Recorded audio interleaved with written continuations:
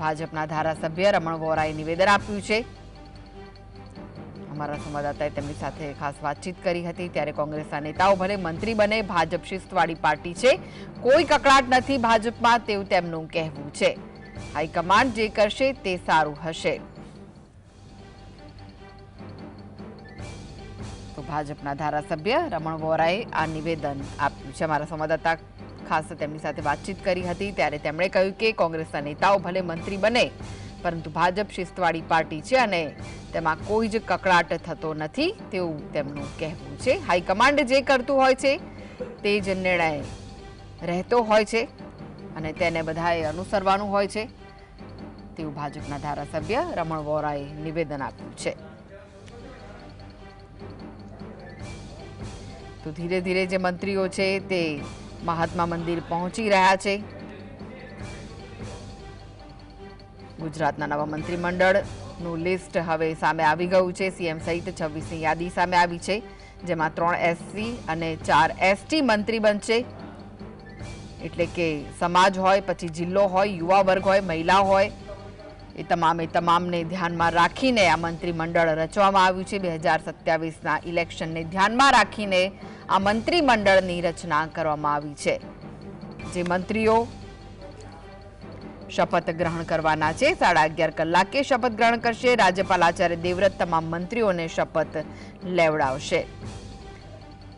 તો યાદીમાં અમૃત્યા, મોઢવાડિયા, વાઘાણી, રીવાબા, દર્શના વાઘેલા નવા ચહેરા છે।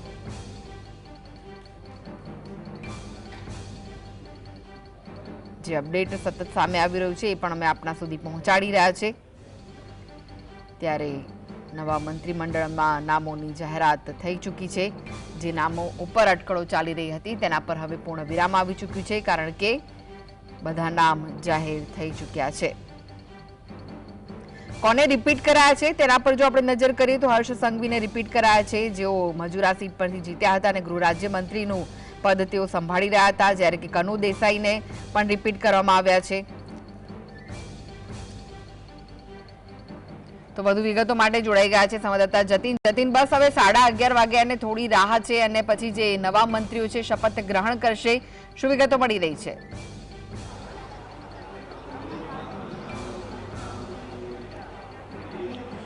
બિલકુલથી ટોટલ મુખ્યમંત્રી સહિત 26 લોકો જે છે, એટલે કે 25 મંત્રીઓ જે છે તે શપથ લેવાના છે। તમને એકવાર સીધા દ્રશ્યો બતાવી દઈશું કે મહાત્મા મંદિર ખાતેના આ દ્રશ્ય જોઈ રહ્યા છો કે એક બાદ એક તમામ મંત્રીઓ જે છે, તમામ ધારાસભ્યો જે છે તે આવશે અને જે શપથવિધિ જે છે તે લેવાના છે। અંદાજિત 4 થી 5 જેટલા મંત્રીઓ જે છે તેમને રિપીટ કરવામાં આવ્યા છે। અન્ય 6 થી 7 જેટલા જે બીજા મંત્રીઓ છે તેમનું પત્તું જે છે તે કપાઈ ચૂક્યું છે। જો વાત કરીએ તો ત્રિકમ બિગજલ ગીંગા જે અંજારના ધારાસભ્ય છે, સ્વરૂપજી ઠાકોર જે વાવના ધારાસભ્ય છે, પ્રવીણ માણી જે ડીસાના ધારાસભ્ય છે, ઋષિકેશ પટેલ રિપીટ કરવામાં આવ્યા છે, પીસી બરેડા બિલાડના ST મધ્યસ્થમાંથી આવે છે, દર્શના વાઘેલા જે સરવાના ધારાસભ્ય છે। આમ અંદાજિત વાત કરીએ તો 26 જેટલા, એટલે કે 25 જેટલા મંત્રીઓ જે છે તે શપથ લેવાના છે। કહી શકાય કે જે પ્રમાણે શપથવિધિનો કાર્યક્રમનું આયોજન કરવામાં આવ્યું છે, તમામ ધારાસભ્યો એક બાદ એક હવે આવી રહ્યા છે।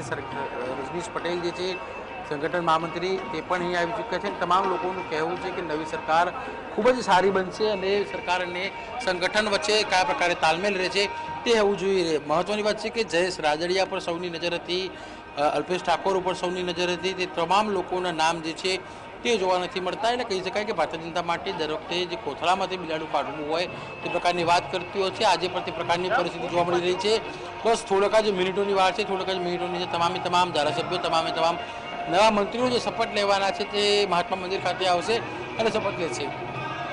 જી જતીન, હાલમાં ત્યાં કોણ કોણ ઉપસ્થિત છે અને કયા મહાનુભાવોને આમંત્રિત કરાયા છે?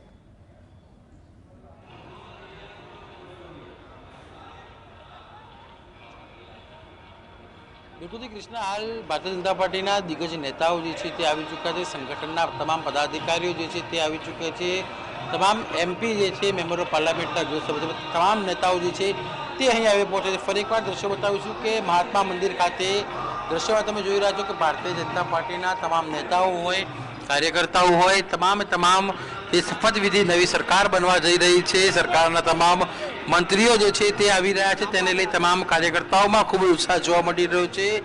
રાજ્યના મુખ્યમંત્રી ભૂપેન્દ્ર પટેલ હાલ રાજભવન ખાતે છે. રાજભવનથી તેઓ સીધા નીકળશે અને સીધા જ મહાત્મા મંદિર ખાતે શપથવિધિ સમારંભ યોજાવાનો છે. રાજ્યપાલની સાથે તેઓ જે છે તે આવવાના છે. હાલ તમામ ધારાસભ્યો જે છે તે એક બાદ એક એમએલએ હાઉસથી નીકળી ચૂક્યા છે. થોડીક જ વારમાં તેઓ પણ અહીં આવી પહોંચશે.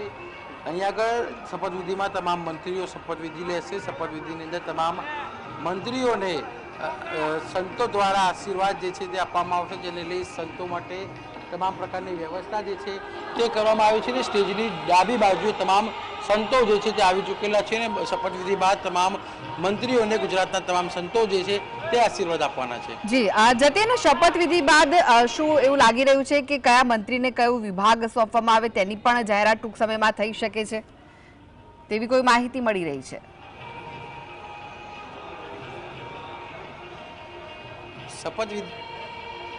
શપથવિધિ પૂર્ણ થયા બાદ તમામ ધારાસભ્યો અને મુખ્યમંત્રી નિવાસસ્થાન ખાતે ભોજન લેશે નવા મંત્રીઓ સાથે. ત્યારબાદ અંદાજિત 3 વાગ્યાની આસપાસ કેબિનેટ બેઠક મળશે અને તે કેબિનેટ બેઠકની અંદર કયા પ્રકારના ખાતાનું વિતરણ થાય છે તે જોવાનું રહેશે. કેબિનેટ બેઠક આ વખતની કહી શકાય કે મોટી કેબિનેટ બેઠક મળશે અને તમામ 26 મુખ્યમંત્રી સહિત 25 લોકો જે મંત્રીઓ શપથ લેશે, તમામ મંત્રીઓ કયા કેબિનેટ બેઠકની અંદર તે નક્કી કરવામાં આવશે કે કોનું કયું ખાતું જે છે તે ફાળવવામાં આવી રહ્યું છે. એટલે કે અંદાજિત 5 વાગ્યા સુધીમાં સંપૂર્ણ ચેપ્ટર જે છે તે ક્લિયર પડી જશે કે રાજ્યના ગૃહમંત્રી હર્ષ સંઘવી હતા, તેમને કયું ખાતું આપવામાં આવ્યું છે, ઋષિકેશ પટેલને કયું ખાતું આપવામાં આવ્યું છે. તમામ વિગતો જે છે તે સાંજે 5 વાગ્યા સુધી ક્લિયર થઈ જશે. જી આભાર જતીન સમગ્ર માહિતી આપવા માટે. તો હવે બસ થોડો સમય બાકી છે, 11:30 વાગવાને ને 11:30 વાગે જે આ નવા મંત્રીઓ છે તેઓ શપથ ગ્રહણ કરશે. સીએમ ભૂપેન્દ્ર પટેલ સહિત જે 25 જેટલા મંત્રીઓ છે તેઓ શપથ ગ્રહણ કરવાના છે. રિપીટ કોને કોને કરાયા છે તેના પર જો નજર કરીએ તો હર્ષ સંઘવીને રિપીટ કરાયા છે, કનુ દેસાઈને રિપીટ કરવામાં આવ્યા છે, ઋષિકેશ પટેલ જેઓ આરોગ્ય મંત્રી છે તેમને રિપીટ કરાયા છે, કુંવરજી બાવળાને પણ રિપીટ કરવામાં આવ્યા છે, પ્રફુલ્લ પાનસેરિયાને રિપીટ કરાયા છે, પરસોત્તમ સોલંકીને પણ રિપીટ કરવામાં આવ્યા છે અને 19 જેટલા જે નવા ચહેરા છે જેમને સ્થાન આપવામાં આવ્યું છે તેમાં અર્જુન મોઢવાડિયાને સ્થાન અપાયું છે, જેઓ કોંગ્રેસમાંથી ભાજપમાં આવ્યા હતા. રીવાબા જાડેજાને પણ સ્થાન આપવામાં આવ્યું છે, જીતુ વાઘાણીને પણ સ્થાન અપાયું છે.